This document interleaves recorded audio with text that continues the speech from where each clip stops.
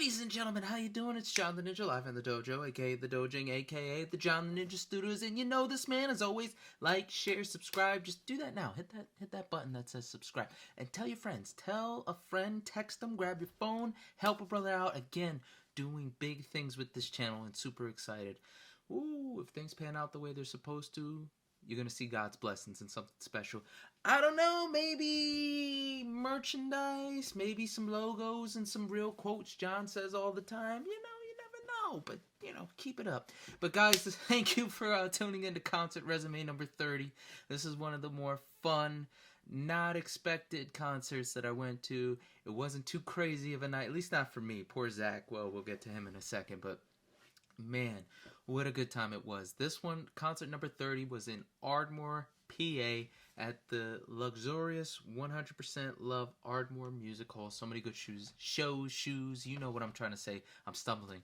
But let's get into it. So about this time, still going through the stuff at the radio station, still working at Wawa, still killing myself, and things are petering down. What is this, 2017? It's April 13, 2017. So not too long after the Steel Panther show, me and Zack are talking, and him and our good friend Greg. You know Greg from all these other concert stories and moments. Foo Fighters, going to see Revolution. Greg is the man. But one thing John and Zack never really did that Zack and Greg did all the time was what we call early starts. What's an early start? I don't know. Let me tell you. An early start is where you start drinking earlier in the day. And John, being newly conformed to drinking alcohol, he's starting to get his rhythm. So I'm not sure if I ever mentioned this before, but the absolute first 2 times I got really, really drunk. First time I got drunk was at Rowan University. It's all my friends from down south. One of my boys was an RA at the time, and the group was getting together to see the new Star Wars movie. So, me having not drank a thing in college, this is the first time ever I really, really got drunk. Drunk in general. We go to Rowan University. The brand new Star Wars Force Awakens is out, and we're going to go. So one of the guys in the group, Aaron Smith, one of the coolest dudes you'll ever meet. And he's a vet, so thank you for your service, my brother.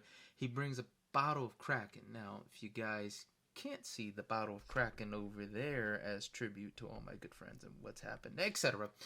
So he brings a bottle of Kraken. Everybody does a shot. And me, I really want to feel the buzz. I kind of want to feel the moment, get into it. So what happens? John, poor John. John proceeds to drink the whole bottle with Smith. Everyone has the one shot. And then John and Smith drink the rest. And I'm constantly doing chasers because I don't like the taste of alcohol. So, with that said, we killed the bottle. I'm like, I didn't feel anything. That was kind of crappy, whatever. By the time we got to the movie theater, I'm my boy Kevin's car. It's kicking my ass. And woo, is it kicking my ass. We go inside. I'm having trouble walking. I see cops, so I try to cool out, try to walk normal. And then, jeez Louise, we get to the seats. I'm beyond drunk at this point. And I'm looking at my ticket. I'm looking at a girl on my seat. Ticket number says 16. The seat says 16, but there's a girl on my seat. But I'm also drunk. So I just end up staring at her and looking at her and see. And they're like, hey, miss, I think this is our boy's seat. She's like, oh, okay. We're like front row. And I sit down. How Star Wars has the letters come down. So I'm trying to read it. I'm out my mind. I can't read a thing. My boy next to me, he's high. He can't read a thing. So I'm freaking out. I was like, oh my gosh, I got to walk off the drunk. So I go to the back of the movie theater, and the guys are constantly checking on me, back and forth. I'm walking, I'm trying to sober up. And then this is the weirdest part. This is why you should really be careful when you're drunk. For the first time, be with your friends. I started crying, and I didn't know why I was crying. I was so confused. I'm like, yo, why am I crying? You know what? It's probably because I'm a Netflix. All my best friends are here, and I'm crying, and I can't keep it together. Ah! I started crying over that. I had to give myself a reason to cry. So, sobered up, saw the end of the movie. We went back to the to Rowan University, and then I'm still pretty drunk. So I just remember laughing the rest of the night, talking to people, hitting TVs. It was wild. But my friends were assholes because what happened was the next day they were telling me how I was acting. So I was inclined to believe them. I didn't lose time. But I do remember from that night that they had this huge big screen TV, like the really big ones back in the day. They were all the rage in the early 2000s. The bigger the TV, the better. Now everything's flat screen, but back then it was big screen. So I remember I slapped the back of the TV and I said, yo, this TV got a fat ass. And everyone was like laughing. It was funny, but they were sitting there. They started messing with me. It's like, yeah, man, you remember when you smacked... The RD's girlfriend was there. It's like, yo, you remember when you smacked her ass? I was like, wait, what? So, like, they played that off. We saw him that night, so I called him and said, yo, man, I want to apologize for how I was acting. I want to say I'm sorry. He's like, oh, no, man, it's all good. Like, we all have our moments. Like, nah, not like this. Like, I brought some food, some popcorn, stuff. Like, they played it to the last minute. They played the shit out of me, so kudos to them. And then the other time I got really drunk. Oh, man. So I killed a whole bottle of Jack by myself. Because, again, the friends from school, that's what they would do. They would drink whole bottles. They'd be fine. Ooh, let's just say John was not fine. The next day, that was the first time I actually blacked out.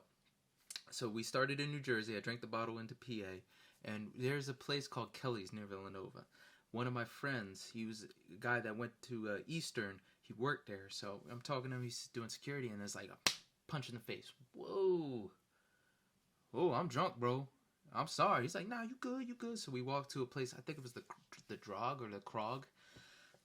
I'll never forget this part. Because what I did was I went in there. I'm feeling good. I put my head down.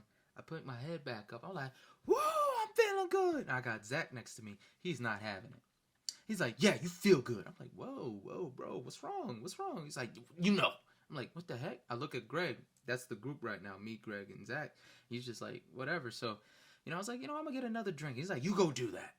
Zack is pissed, and I don't know why. So I go to the bar. I was like, give me a Jaeger. I don't even like the taste, but I just know it'll get you drunk. So I walk over there. I put the cups down. He's like, who the hell served him Jaeger? Bro, relax. Shut up. And I was like, damn, what happened? So put my head back down. I wake up. I'm in different clothes. It hurts to breathe, and I'm on his couch. And Zack and Greg are on the floor sleeping. And I'm like, oh, my God, what happened? I have a headache from hell. And Zack's still pretty pissed off. He's like, yeah, screw you. So apparently when I got to the bar, when I put my head down, I lost time. But John's, the body was still moving. So I was going to everybody's like, it was my birthday. People were buying me drinks. I was being a nuisance. So when I came to, Greg pretty much enlightened me. Zack just got done telling everyone at the bar, don't serve him any more alcohol. So when I came back with Jaeger, he went ballistic. So he did get me back. I gave him my wallet earlier in the night just to make sure if anything happened, I wouldn't lose it. And he said he lost it. We were going to CZW's Tournament of Death. And, he told me he lost it in the morning. So I called my credit card company and canceled the card. And then when we get there, he's like, don't be mad at me. I found your wallet. I was like, bloody hell. It's too late. I watched that bloody tournament hungover from hell. It was crazy. And if you watch the Vice episode where they do Tournament of Death, we were at that Tournament of Death and you can see us there. It was a day. So I'm a little apprehensive for this early start, if you can tell. But even though I've had these experiences, I've learned those were dark liquors, hard liquors. We've been drinking beer. So at this point, we've been going to Tired Hands. We've been going to a bar around his place. So I'm acclimated to beer, and I've been drinking just enough beer to be able to hold my own. And it's not small percentages. We're talking IPAs, 8, 9%, downing 4 or 5 every outing. So at this point, I got a little grip to it. So, we set this up. I want to make sure what day this was. I think it was a Thursday. It was indeed. So I was off this Thursday, and so was Zack. So, I did an overnight at Wawa, and then I woke up, I hit him up, it's like, hey, you free? He's like, yep. So we zoom over to Ardmore. I don't know if I went to his house yet. Yeah, I probably did. So I probably went to his house first, met up with his family. His family's wonderful. Love his grandmother, God bless her. And then we drove over to Ardmore. If you guys are familiar with Tired Hands, since I'm always plugging them, one of the best IPAs that they have. Other than your milkshake, Zack, I'm sick of you always talking about the milkshake, is their Alien Church IPA. It's their main staple. I love it. So for those who know of Tired Hands, they have 2 locations in Ardmore. They have a small Tired Hands, and then they have a big Tired Hands. So he wanted an early start, and I really wanted to go see a concert. So we're here. We graduated in 2016, and we're about almost a full year removed from our cross-country days, our days in college. So when we get to the small Tired Hands, it is an absolute gorgeous day outside. They have this little window that every time we were there, it was never opened or it was always cold outside. So they opened the window. We got the seat near the window, and we sat back and we drank maybe 4 or 3 really good IPAs, just BSing and reminiscing about our times in college and cross country and all the shenanigans him and Greg got into, and then when I was with the crew and talking trash about it, guys on the cross country team and the girls, and it was so fun. And we're sitting there, it's like, yeah, we should probably go to the big place. And he's like, well, what do you want to do? I was like, yo, I don't know, man, I still want to see a concert. So I look online to see what Ardmore Music Hall has going on, and they have 2 cover bands. One really crazy name, the other one understandable. So we get to the bigger tired hands, we order some drinks, I think we get too deep, and then we see the show. It's Courtney Killed Kirk. Damn, that's a name for Nirvana cover. And the RocketQueens, an all-female tribute band to Guns N' Roses. And I'm like, bro, we should definitely go see this. He's like, okay. So, we have our drinks at Ardmore Music Hall, and we are feeling good. We are doing good. And I'm not talking sloppy good. I'm talking, this is the perfect amount of alcohol that should be in your system so you don't have a bad night, but it's not too crazy of a night. So we go over there. I think I bought the tickets, and we walk in, and Courtney Killed Kirk is playing. And they gotta get up. They're killing the tunes. They are on it. I'm digging it.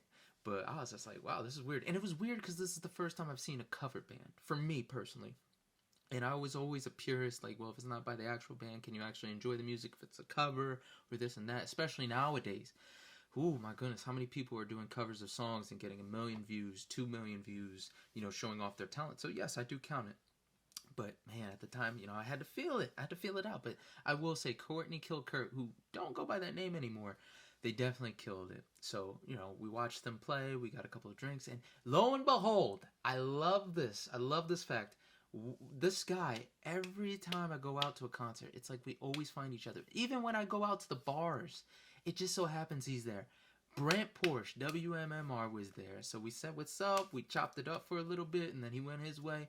And I was just like, damn, this is turning out to be a good night, Zack. So me and Zack are going back and forth, and then the RocketQueens come out. Now, the drummer was a dude. He was covering for their female drummer, but they came out and they were killing it, and the lead guitarist was doing most of the talking. But when I say these ladies had it, man, we were dancing and jiving, and there wasn't that many people in the crowd. So you could get as close as you wanted, as far as you wanted. Ardmore Music Hall is a pretty intimate venue. And especially for shows that aren't crowded, it's love. It's absolute love. I even think that I'm pretty sure I got toasted and called my mom. Again, always love calling my mom. But I think at the time, a lot was about to happen. She was about to go overseas with the military not too long after. Or maybe she was already over there in Texas. I have to do the math again. But the thing was, my mom was going through a tough time. So I gave her a call. I was like, hey, just want to let you know I love you. Thank you for everything. Family issues, military life, etc. So, I came back out. And that's not even in the notes. I guarantee that. That is not in the notes. So the lead guitarist was killing it. The band was killing it. For some reason, I was infatuated with their Asian bassist. For some reason, I was amazed by her playing style. There's always that one person in the band I always watch the most when they're playing, and this time it was that Asian bassist. But one thing I do remember that was funny was as the guitarist was talking about Izzy and whatnot, they were talking about somebody. They were talking about, I think, the lead singer. It had to have been the lead singer. And this is how I remember this. So she was talking about her, and you're like, oh, she's such an inspiration, and she's this and that, and this and that. And I was like, is she single? And then the lead guitarist is like, you know what? Yeah, I think she is. And she's just like, yeah.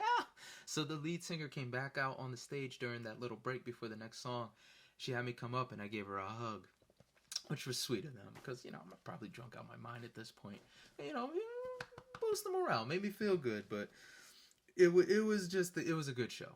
It wasn't too crazy. We got to enjoy the music, a little headbanging here and there. But after the gig, the ladies were still there, so we took pictures with them. So I took a picture with the whole group, and then the lead singer and me took a picture.